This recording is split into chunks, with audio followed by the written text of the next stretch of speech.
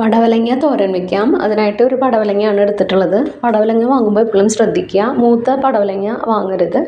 ഒരു ഇളം പ്രായത്തിലുള്ളതാണ് എപ്പോഴും രുചി കൂടുക. തോരൻ വയ്ക്കാനൊക്കെ ആയിട്ട് നല്ലത്. അതിങ്ങനെ കഷ്ണങ്ങളാക്കി പുറത്തുള്ള തൊലി ചുരണ്ടി കളയുക, ഉള്ളിലുള്ളതും നീക്കുക. എന്നിട്ട് കുറേ നേരം വെള്ളത്തിലിട്ട് വയ്ക്കുക. അതിനുശേഷം വെള്ളം നല്ലതുപോലെ വാർത്തിട്ട് വേണം കട്ട് ചെയ്തെടുക്കാൻ. കട്ട് ചെയ്യുമ്പോൾ ആദ്യം നീളനെ കട്ട് ചെയ്യുക, പിന്നെ റൗണ്ടിനെയും കട്ട് ചെയ്യുക. അപ്പോൾ നമുക്ക് പൊടിയായിട്ട് കിട്ടും.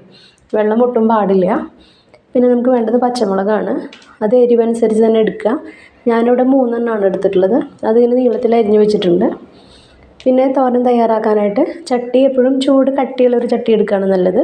അതിലേക്ക് 2 ടേബിൾ സ്പൂൺ വെളിച്ചെണ്ണ ഒഴിച്ച് കടുകും കറിവേപ്പിലയിട്ട് പൊട്ടിക്കുക. അതിനുശേഷം നമ്മൾ അരിഞ്ഞ് വെച്ചിട്ടുള്ള പച്ചമുളക് ചേർക്കുക. പച്ചമുളക് ഒന്ന് മൂത്ത് വന്നപ്പോൾ പടവലങ്ങ അരിഞ്ഞ് വെച്ചതും ആവശ്യത്തിന് ഉപ്പും ചേർക്കുക, നാളികേരവും ചേർക്കുക. പടവലങ്ങ മൂടി വെച്ച് വേവിക്കരുത് കേട്ടോ, അപ്പോൾ വെള്ളം ഇറങ്ങും, അപ്പോൾ അതിൻ്റെ രുചി മാറും. എന്നിട്ട് ഇങ്ങനെ ചിക്കിയെടുക്കുകയാണ് ചെയ്യണത്. ഒരു 4-5 മിനിറ്റ് കൊണ്ട് നമ്മുടെ തോരൻ തയ്യാറാവും. വളരെ ടേസ്റ്റ് ആയിട്ടുള്ളൊരു ഡിഷാണ്. ചോറിൻ്റെ ഒപ്പം സൈഡ് ഡിഷായിട്ട് എടുക്കാം. എല്ലാവർക്കും ഇഷ്ടപ്പെടും. ഉണ്ടാക്കാനായിട്ട് ഈസിയാണ്. അപ്പോൾ എല്ലാവരും ഇങ്ങനെ ട്രൈ ചെയ്ത് നോക്കൂ. ചാനൽ ഇഷ്ടപ്പെടുകയാണെങ്കിൽ ഒന്ന് സബ്സ്ക്രൈബ് ചെയ്യണേ. താങ്ക്